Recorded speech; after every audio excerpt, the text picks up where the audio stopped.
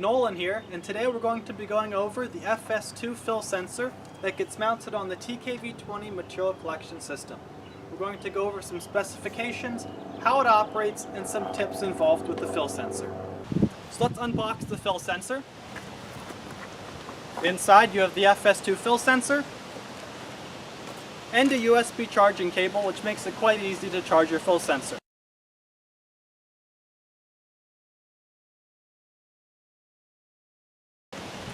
There's also a mounting plate and screws included in the box.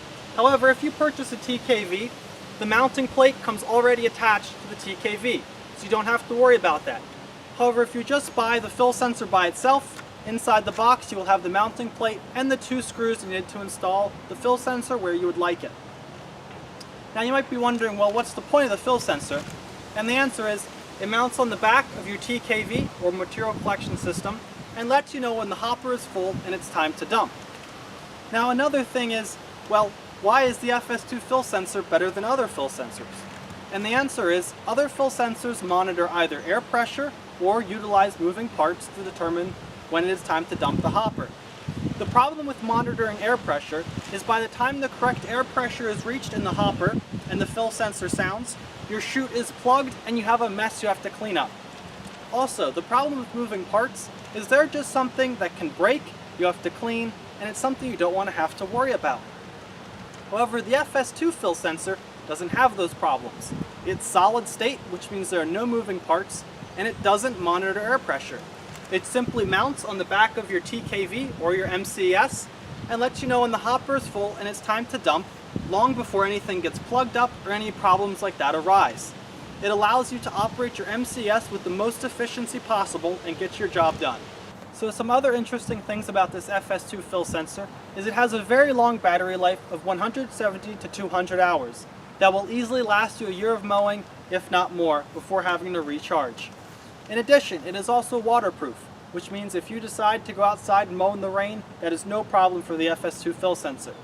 However, if you're cleaning off your MCS, I would advise not spraying this fill sensor with the blast of water from the hose. That's something you probably want to avoid. And finally, this fill sensor is very loud. You can hear it over the tractor running, the mower on, the MCS running, and ear protection. You will have no problem hearing this thing beep and letting you know when it's time to dump the material in the hopper. Now we're going to show how to mount the fill sensor to the TKV20 and how it works. First, line up these screws with the notches on the mounting plate. Push the screws into the mounting plate and twist, and you're good to go. To turn it on, press the power button. To turn it off, press the power button again and wait for all the lights to go away. Next, we're going to turn it on, and you can see the lights are now going to flash back and forth. That means the fill sensor is working and searching for material. Next is alarm mode. The buzzer will alarm, the status lights will blink on the fill sensor, and the buzzer will chirp every 15 seconds. This occurs when the hopper is full, and that will continue until the hopper is emptied.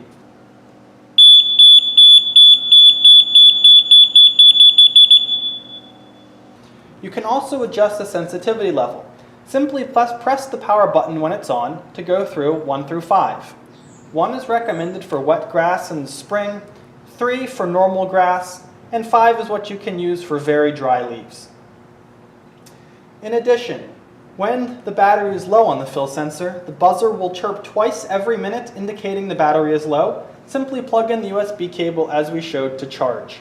You can also tell how much battery life is left in the fill sensor. So we're going to turn it off here. And when we turn it on, some lights are going to come on immediately. Each light represents 20%.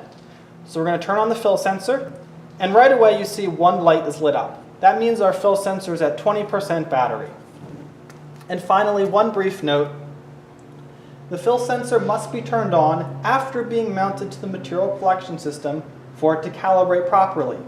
If the fill sensor was on previous to being mounted on the TKV, turn the sensor off, then turn it back on again once it's mounted to recalibrate. If you have any interest in purchasing a TKV20 material collection system with the fill sensor, please reach out to Superior Tech. We'll provide our phone number and email below.